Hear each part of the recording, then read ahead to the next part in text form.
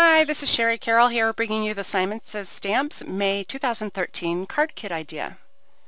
The card I've created for this video uses a lot of the stamps that are in the May kit. They're really gorgeous roses, and I did some watercolor techniques with them. So here is the stamp set that's included in the kit, and there's these great roses and leaves, and they're really elegant and beautiful for embossing.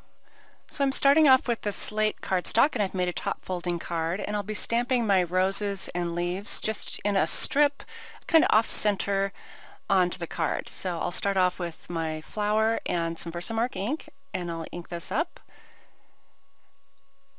Once I have this stamped, I'll be using my white embossing powder, and I'm going to go ahead and step forward so you can see how this is progressing.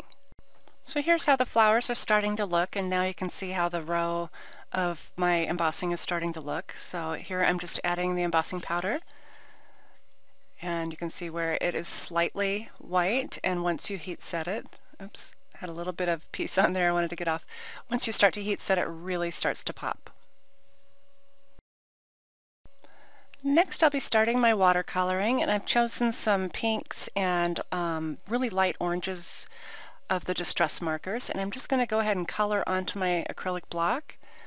And I'm using my water brush pen, and I'm just picking up the color and just painting directly onto this cardstock. So even though the cardstock is colored, it still works out just beautifully. Next I'll add another pink or another color next to it. And this one is Spun Sugar. It's a really nice light pink. And now I can start mixing a couple of the colors together. You can blend the colors on the paper or blend two colors together on the block, whichever you prefer. I am just blending them on the paper, and I just love the flow of the water brush. I don't have to do any extra squeezing, and it just lets out the perfect amount of water to do the watercoloring. I'm adding the green for my leaves, and I've chosen peeled paint and shabby shutters, and I'll use these both together, and I'll probably just pick up color just in between. And I'm just filling in the leaves and letting the watercolor just sit right into the valley of the embossing powder.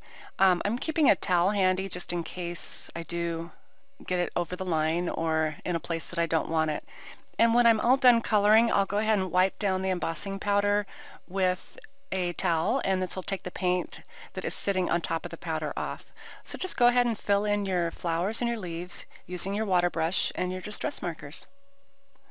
The next thing I want to do is to add my white panels to my card, and I've just cut about a 2 1/4 inch strip and about a 1 inch strip, and I've used some foam backing, and right now I'm delinting it on my shirt so that I can make it a little more repositionable. When I'm adding on a large panel like this, I do like to try to lint the foam up in the center just so that I can move it around if I need to.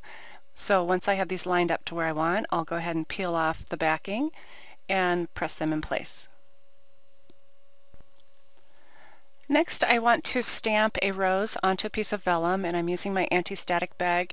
This vellum that's in this kit is really beautiful. It's thick and it doesn't warp too badly when you do embossing, and so I'm just using my Versamark ink and just tapping it real gently to the stamp.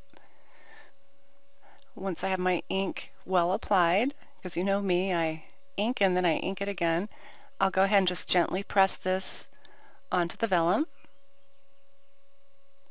And I'll be showing the whole process of how beautiful the embossing powder takes to the vellum.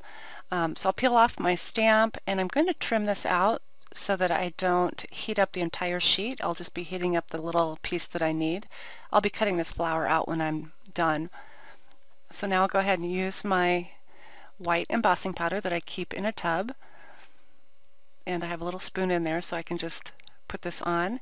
And so now you can see how well that powder sticks to the Versamark. And now I can heat set this, and it really pops.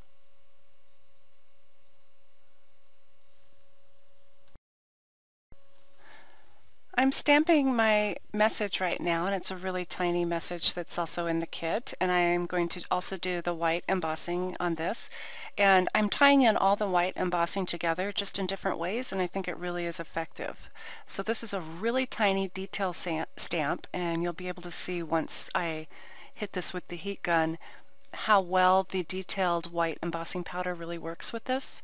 so it really comes out crystal clear.